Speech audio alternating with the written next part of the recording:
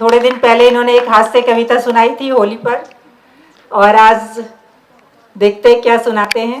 यहाँ उपस्थित सभी सम्माननीय कवियत्रीगणों को मेरा कोटि कोटि नमन और आप सभी श्रोतागणों का हार्दिक अभिनंदन।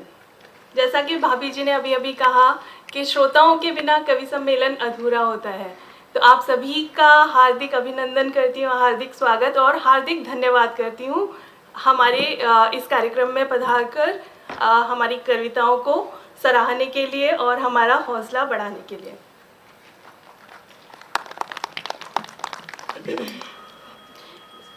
एक डायलॉग आप लोगों ने सभी ने सुना होगा कि यदि किसी चीज को दिल से चाहो तो सारी कायनात उसे तुमसे मिलाने की कोशिश में लग जाती है।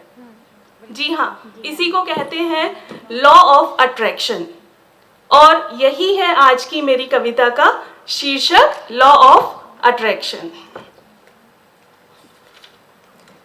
अभी कुछ समय पहले मैं इसी सिद्धांत के बारे में थोड़ा विस्तार से पढ़ रही थी, तो मेरे मन में कुछ भाव जगे कि मैं भी कुछ चाहूं तो क्या मुझे मिल सकता है।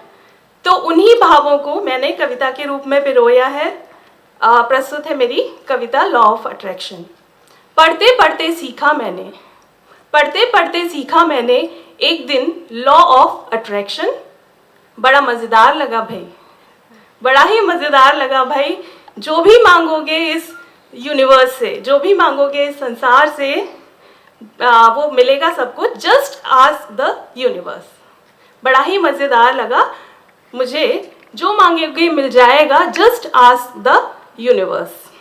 आंखें चमक उठी मेरी, आंखें चमक उठी मेरी, सोचा क्यों ना मैं भी मांगूं। जब मिलता है सब कुछ इस प्यार भरे संसार से, सोचा क्यों ना मैं भी मांगूं। जब मिलता है सब कुछ इस प्यार भरे संसार से, लेकिन सोचा मैं क्या मांगूं, लेकिन सोचा मैं क्या मांगूं। मुझको बिन मांगे ही दिया है सब कुछ ईश्वर ने बड़े प्यार से, मुझको ईश्वर ने बड़े प्यार से। फिर सोचा क्यों ना मांगूं कुछ अपनी भारत माँ के लिए। फिर सोचा क्यों ना मांगूं मैं अपनी भारत माँ के लिए। मुझको तो सब इसने दिया, मुझको तो सब इसी ने दिया, लेकिन इसका दामन कुछ गद्दारों ने नोच नोच के खाली किया। मेरी भारत माँ का दामन कुछ गद्दारों ने नोच नोच के खाली किया। फिर क्या था, मैं लिखती गई अपनी इच्छाएं, मैं लिखती गई अपनी इच्छाएं कि मांगू देश की गरीबी से निजात, कि मांगू देश की गरीबी से निजात, या मांगू भ्रष्टाचार समाप्त, या मांगू खाली हो फुटपाथ, या मांगू सांप्रदायिक सद्भाव। कलम लिखती गई और लिस्ट बढ़ती गई, कलम लिखती गई और लिस्ट बढ़ती गई। फिर सोचा इतना मांगूंगी तो कैसे और कब तक मिल पाएगा, इतना मांगूंगी तो कैसे और कब तक मिल पाएगा। कुछ ऐसा मांगू जिससे सब कुछ स्वयं प्राप्त हो जाएगा, कुछ ऐसा मांगू जिससे सब कुछ स्वयं प्राप्त हो जाएगा। आंखें फिर से चमकी मेरी, आंखें फिर से चमकी मेरी।